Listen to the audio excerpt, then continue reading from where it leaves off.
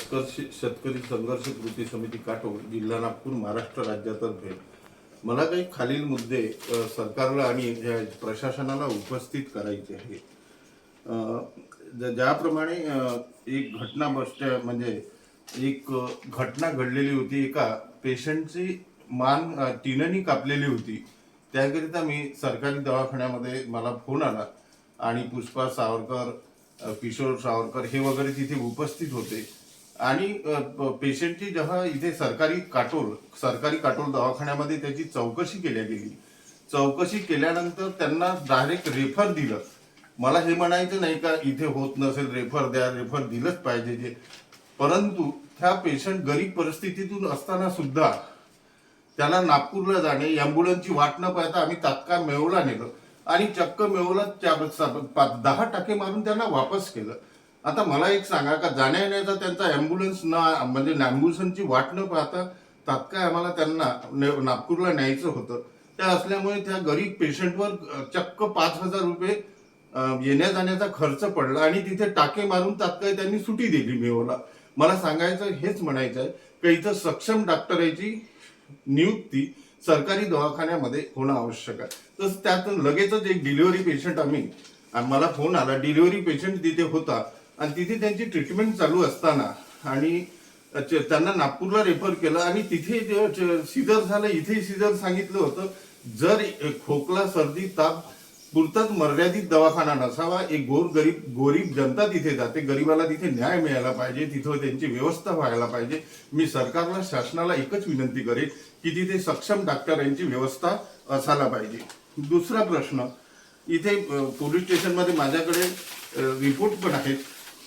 मंगळवारला 26 तारीख, मला वाटतं त्या दिवशी 26 तारीख होती, 26 तारखेची ती घटना आहे। बस स्टँडवर एका विसापूरच्या विस्माचे पॅन कार्ड वगैरे त्या पाकिटमध्ये आजकाल छोटे छोटे कार्ड असल्यामुळे लोकांना ठेवण्याची ते सवय आहे। तर त्यांची ते पेशंट तो म्हणाला, जो पीडित, का मला इथून कमीत कमी माझे कागदपत्र मिळावे, पैसे गेले तरी चालेल। मला शासनाला हेच म्हणायचं आहे की त्या दिवशी मी पोलीस स्टेशनला गेलो, नंतर बस स्टॉपवर आलो, तर त्या कर्मचाऱ्याची चौकशी केली तर त्यांनी त्या मंगळवार दिवशी 26 तारखेला चक्क 6 मोबाईल गेल्याची सूचना त्यांनी मला दिली। तर बस स्टँडवर एक पाकिटमारांचा सुकसुकाट वाढलेला आहे। त्याच्यावर सरकारने आणि प्रशासनाने तात्काळ दखल घेणे फार गरजेचे आहे आणि ह्या घटनेला कुठेतरी एक प्रकारचा पूर्ण विराम लागायला हवा, अशा प्रकारची व्यवस्था बस स्टॉपवर व्हायला पाहिजे।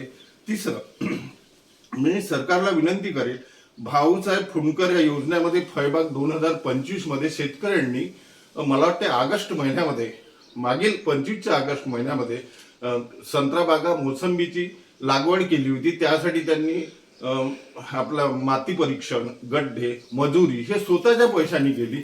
पण खेदानी म्हणावं लागते की आजपर्यंत ते सबसिडी त्या शेतकऱ्यांच्या खात्यामध्ये जमा झालेली नाही, तरी सरकारने लक्ष देऊन ते तात्काळ जमा करावी। पांधन रस्त्याचा दिलासा हा शेतकऱ्यांना रस्त्यासाठी मिळतो, परंतु मोठ्या प्रमाणात रस्त्याने पीडित असे शेतकरी आहे का जिथे पांधन रस्ता नाही आहे, पण शेतकऱ्या जिथे शेती तिथे रस्ता आहे आणि मेरिट लिस्टवर प्राथमिकवर पीडितांना न्याय मिळाला तेव्हाच तो न्याय मिळाला तेव्हा तो पीडित किंवा शेती करण्यापासून तो पीडित वंचित राहू नये। शेती करण्याचा प्रत्येकाला अधिकार, तो रस्त्यासाठी शेती पडीत ठेवणार का?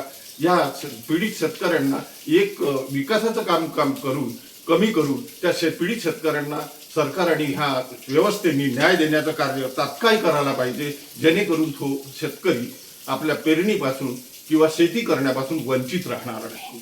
चौथं, 2025ला 1 रुपयाचा विमा म्हणणार नाही। अनेक शेतकऱ्यांनी 1,000, 2,000, 2,500 असे पैसे खर्च करून विमे काढले 25 मध्ये आणि विमा कंपनी सांगते 3 वर्षाची सरासरी का ह्या विमा 24ला चालणार आहे, 26ला चालणार आहे, 27ला 28ला चालणार आहे का? मग त्या वर्षीचा विमा काढला, कमीत कमी 1-2 हजार रुपये देऊन विमा काढला। सरकारने घोषणा सुद्धा केली होती की दुष्काळग्रस्ताचे तर पैसे तुम्हाला मिळेल, ज्यांनी विमा उतरवला आहे त्यांना सुद्धा विमा देण्यात येईल, परंतु तो आजपर्यंत मिळाला नाही। कृपया सरकारने ह्या व्यवस्थेने त्याकडे लक्ष देण्याची सक्त गरज आहे। चौथा प्रश्न, कर्जमाफी सरकारने जून आपल्या मार्च नंतर होईल अशी घोषणा केलेली आहे. ठीक आहे, काही हरकत नाही, सरकार करणार, पण त्याच्यामध्ये अधिक ते निकष अटी तटी लावू नये, जेणेकरून लोकांचे शेतकऱ्यांचे नावं कटण्याऐवजी जास्तीत जास्त नावं कसे कटता येईल त्यापेक्षा जास्तीत जास्त गरीब शेतकऱ्यांना फायदा कसा मिळेल हे सरकारने लक्षात ठेवा. दुसरी गोष्ट किंवा याकडे लक्ष देण्याची शासनाला मी विनंती करतो, कारण की शेतकऱ्याची अवस्था अशी झाली आहे, कर्जमाफीमुळे बरेच शेतकरी कर्ज खरंच भरणार नाही, कारण की तो त्यांचा अधिकार आहे, त्यांनाही अशा अपेक्षा आहेत आणि दुसरं कर्ज मिळणार नाही. त्यामुळे आर्थिक संकटात त्या खरीपच्या शेतकरी येणाऱ्या खरीप पिकाच्या संकटामध्ये शेतकरी सापडला आहे. शेतकरी कृती समितीचं एवढंच आमचं म्हणणं आहे की त्यांना 15,000 प्रत्येक शेतकऱ्याला देण्यात यावे, जेणेकरून तो आर्थिक संकटातून बाहेर पडेल, कारण की तो कर्ज उचलण्याच्या किंवा मिळण्याच्या शक्यता फार कमी आहे. असे बरेच शेतकरी आहेत. गरीब शेतकऱ्यांना कमीत कमी 15,000 मिळावे अशी आमची विनंती आहे. आणि विहिरीचे तुम्ही 5 लाख देता, बरोबर आहे, परंतु विहिरीमध्ये अटीतटी एवढ्या आहे का त्या मजुराच्या खात्यामध्ये सरळ त्यांनी विहीर करायला पाहिजे, परंतु एवढे निर्बंध लादू नये की जे शेतकरी आज बेरोजगारी आहे पण मजूर मिळत नाही. ह्या गोष्टीकडे शासनाने लक्ष द्यावं. आणि शेतकऱ्यांना जेव्हा कर्जमाफी करतात, आम्ही त्यांच्या शेतामध्ये कोटी कोटीचे फार्म हाऊस आहेत, त्यांना आमची शेतकरी कृती समितीतर्फे कमीत कमी असं म्हणेल की त्यांनी कर्जमाफी त्यांना देऊ नये ज्यांच्याकडे कोटी कोटीचे शेतामध्ये फार्म हाऊस आहे, पण गरीब शेतकऱ्यांना न्याय मिळाला पाहिजे.